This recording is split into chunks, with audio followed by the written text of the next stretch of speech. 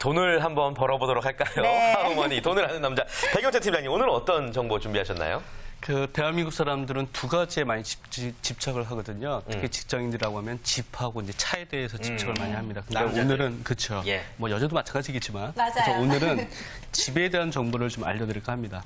근데 집에 대한 정보하면 너무 방대한 부분이 있을 것 같은데요. 어떤 네. 부분을 말씀해 주실 건가요? 사실 보통 우리나라 대한민국 사람들 같은 경우는 집을 되게 목적의식을 갖고 다가가는 편이시죠. 그래서 네. 이제 특히 이제 내 집 마련이라는 것에 대해서 되게 집중하시고 이렇게 몰두하시게 되는데 최근에 이제 소유라는 개념에서 이제 렌트라는 개념으로 이렇게 좀 바뀌어가고 있는 추세인 것 같습니다. 그래서 오늘은 내 집을 마련하시고자 하는 분들에게 좀 좋은 유익한 정보를 좀 알려드릴까 합니다. 네. 그렇군요. 어떤 집을 사는 방법이라기보다는 뭔가 전략을 가지고 내 집을 마련할 수 있는 방법, 어떤 것들이 있을까요? 네, 그래서 오늘 좀 제가 말씀을 드리고 싶었던 게 일단은 부동산 경기 시장을 보시게 되면 이 주택 매매 시장이 여러 가지 정책이 나왔음에도 불구하고 배경이 무효라고 좀 효과가 좀 미미한 것 같아요. 그래서 네, 거래 네. 자체가 이제 침체가 되고 있는 상황인데 반면 임대 시장 분위기는 상당히 괜찮습니다. 전세나 월세나. 예, 그 예. 매매 시장과 달리 좀 뜨거운 편인데요.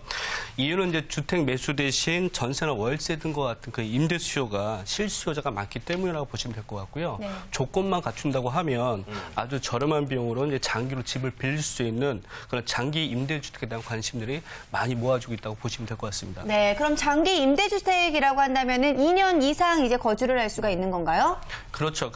장기 자체가 2년 이상을 이제 내포하고 있는 건데 네. 일반적으로 이제 임대주택은 보통 이제 저렴한 보증금을 내고 입주할 수가 있고요.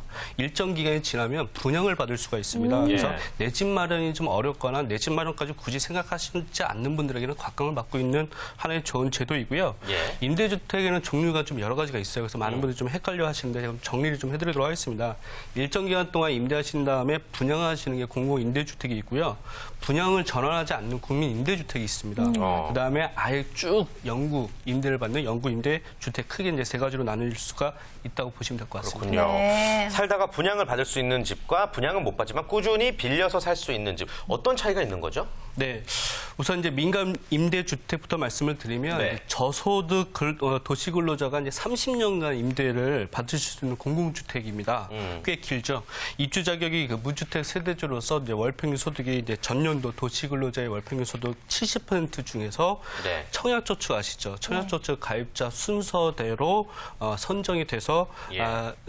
신청을 하실 수가 있습니다. 그래서 임대주택 같은 경우는 공공기관과 민간 기업이 공동해서 이제 공급하고 불법 전매 우리 보통 이게 사고 파는 거 프리미엄 얹어서. 그렇죠. 옛날에 그런 게 많았잖아요. 예. 그렇죠. 불법 전매는 엄격하게 금지가 되고 있고요. 그래서 공공임대주택과 분납임대주택의 경우에는 일정 기간이 경과하면 아까 말씀드렸던 것처럼 분양으로 전환하셔서 집을 소유하실 수가 있게 됩니다.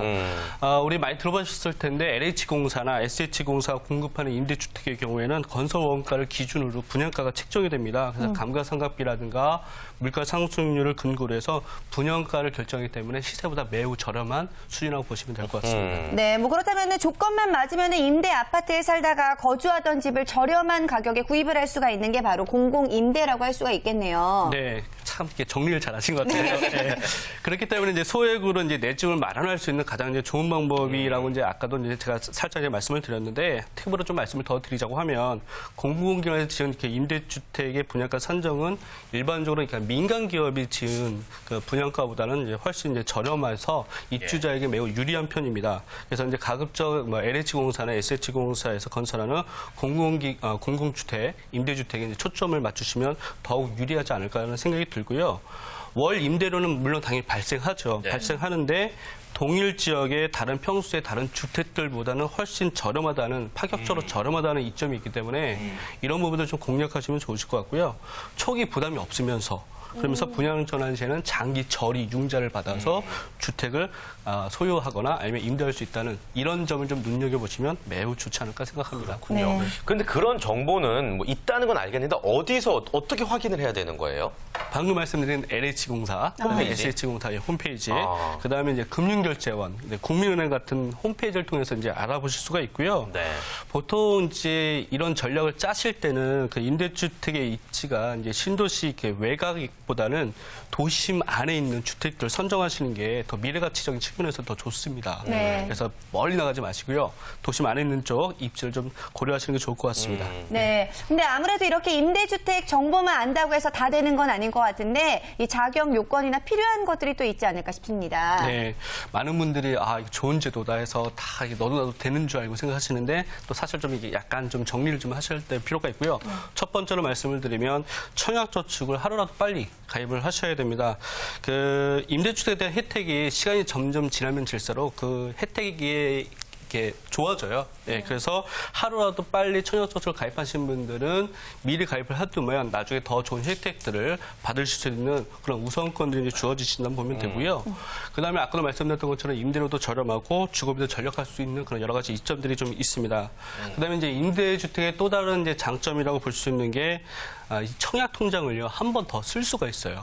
네, 임대주택 그 분양 받으셨다가 나중에 내가 다른 주택으로 내가 집을 소유하겠다. 그러면 그때 청약 가입했던 거, 청약저축 가입했던 거를 그 카드를 한 번 더 쓰실 수가 있는 그런 장점이 좀 그렇군요. 있습니다. 뭐 지금이라도 청약저축 가입 안 하신 분들은 하루라도 빨리 하는 게 도움이 되겠네요. 매우 도움이 되시겠죠. 그렇군요. 네. 알겠습니다. 그런데 청약저축을 가지고 있다고 해서 모두 다 당첨 대상이 되는 건 아니죠? 저도 이제 그랬으면 좋겠는데요. 네. 네, 잘 말씀하셨던 것처럼 당첨되기 위해서 몇 가지 항목의 점수들을 좀 산정을 합니다. 요건이 그래서 충족돼야죠. 예, 그 요건이 충족돼야 되는데 첫 번째로 이제 청약통장 가입 기간이 1점서부터 10점까지 이제 점수가 매겨지고요. 네. 그다음에 무주택 기간이라고 해서 주택을 소유하지 않는 기간이 2점에서 32점까지.